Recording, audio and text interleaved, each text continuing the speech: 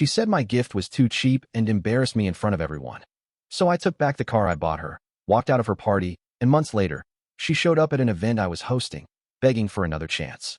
We'd been together 2 years. She was my girlfriend, the person I called at 2 in the morning. It was Friday at Lila's loft. Jazz was low, and guests drifted between the kitchen and the balcony. I held the box, silk catching the light. She had once mentioned a travel organizer for trips. It was useful, not showy. I thought it mattered more. At the table, Jenna tore the paper and lifted the lid. Her face shifted. She said, "That's it." The room quieted enough for the next line to land. My girlfriend laughed, not with me. "It's cheap," she said. "If you can't afford a proper gift, don't come to my parties." Her words cut. I stayed seated. I felt a tightness in my chest. I'd given her a car months earlier, an expensive surprise that had mattered then. The memory of her gratitude made the insult worse. It was clear who she wanted to impress. I stood and walked to the door. The loft smelled like lemon and perfume. Rain began as I stepped outside, thin threads across the street. I didn't mean to leave forever. I needed a moment to think. The streets were quieter at night. The city felt smaller under headlights and wipers. Sitting in the car, memories crowded in. The dinners I cooked, the nights I stayed up when she couldn't sleep, the small, thoughtful presents I had chosen. None of that seemed to matter now. What mattered was the scene, the applause, the image. That realization felt like a new kind of pain. Close to midnight, her calls started coming. I let them go to voicemail until I answered. She wanted to know where the car was. My reply was short and steady. "The car is mine. By your own." Her voice changed. I said we were done. She returned later, soaked, keys making a sharp sound I knew well. She knocked hard on the door. My jacket and shoes were gone. I watched from the hallway and did not open it. Under the porch light, she looked smaller than in my memory of better times. This was not a dramatic confrontation so much as a simple choice made where others could see it. She chose the group over me. That choice mattered more than any speech I could have given. The next morning I called a locksmith and changed the locks. I left a note on the kitchen counter, folded with the keys on top. "You wanted people who get you. Be with them." I did not leave it to humiliate. I left it to be clear. I slept on a friend's couch that night and drove by the little Italian where we'd had our first date. The candles were the same. I felt a quiet relief instead of the old ache. My gifts had always been about usefulness and care, not about being seen. That night made it obvious which one of us valued action and which one valued the image. I did not plan revenge. I wanted distance and clarity. Walking away meant I no longer let my kindness be measured by applause. It felt like a decision to stop pretending the noise mattered more than the person beside me. Later that week, I started making small changes, sorting things I'd kept for us, donating some gifts, and taking long walks.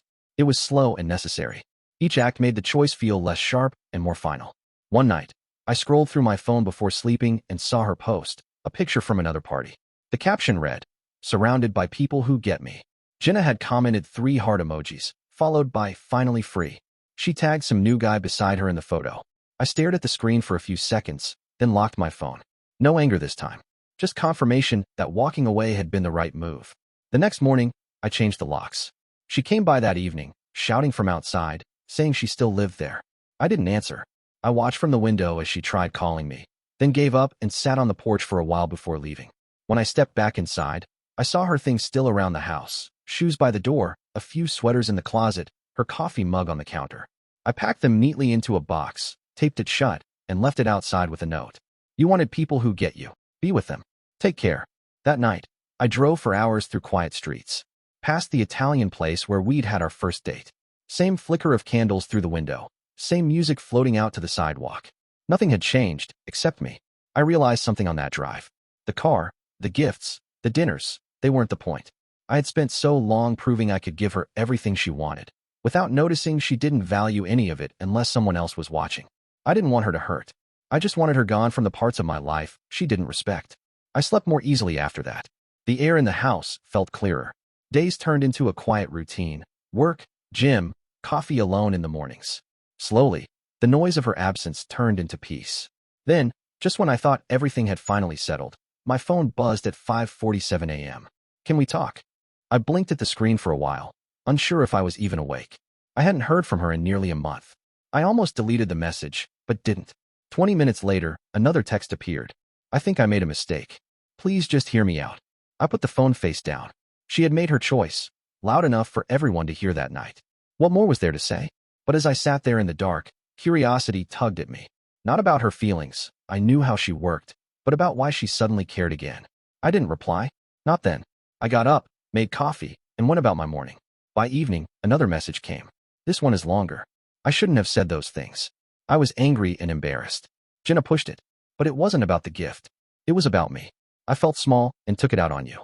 Can we talk face to face? I read it twice. Her tone was softer, almost unfamiliar. Still, I didn't respond. That night, I left my phone in another room. I didn't want her words pulling me back into old patterns. But deep down, I knew this wasn't over. She wasn't the type to give up after being ignored. I could sense something coming. The kind of confrontation that doesn't happen over text. And I was right. The next evening, there was a knock at my door. When I opened it, she was standing there. Same coat, same perfume. But her face was different this time. She said quietly, "Can we talk?" And for the first time in weeks, I didn't have an easy answer. She stood in the doorway like she didn't know if she should be there. No makeup this time. Hair pulled back. Eyes tired. She looked human again. Not the version that cared about outfits, filters, or party laughter. Just her. I stepped aside without a word. She walked in slowly, her shoes quiet on the floor. I could still smell the faint perfume she always wore. It felt strange, familiar, but distant. She sat down on the couch, her hands shaking slightly as she spoke. "I shouldn't have said those things at the party," she said. "I was drunk."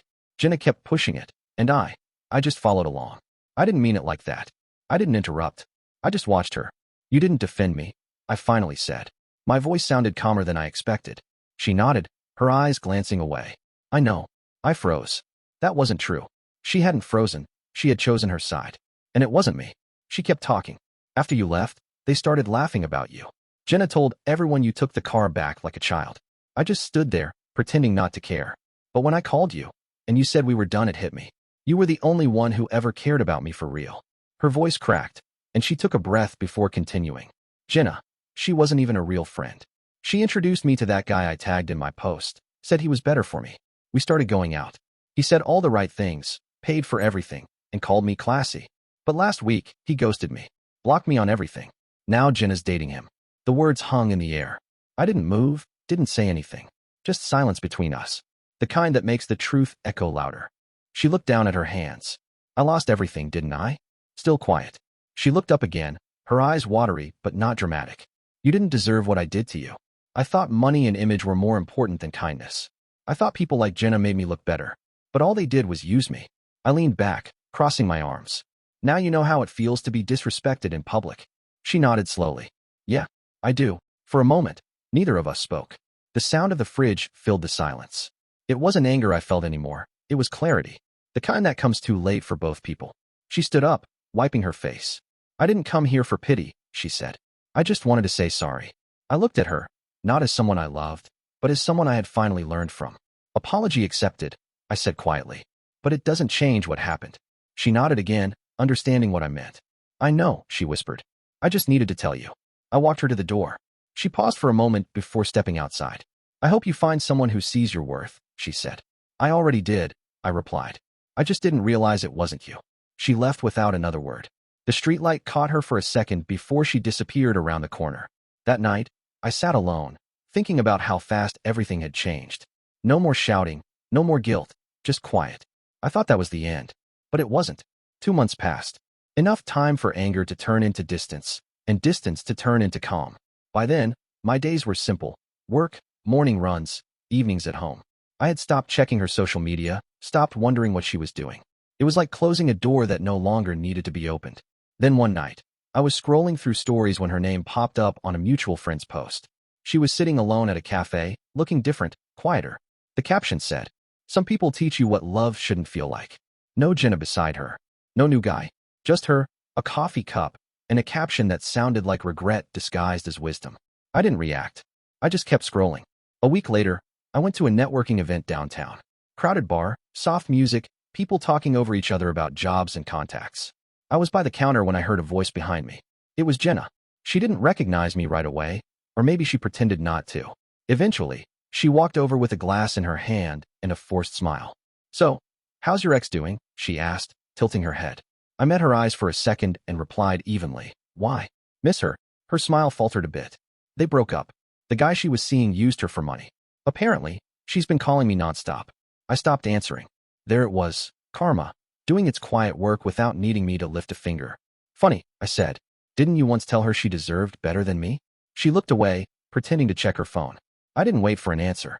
I just finished my drink and left. That night, when I got home, I saw a message waiting on my phone. Her name again. You were right about them.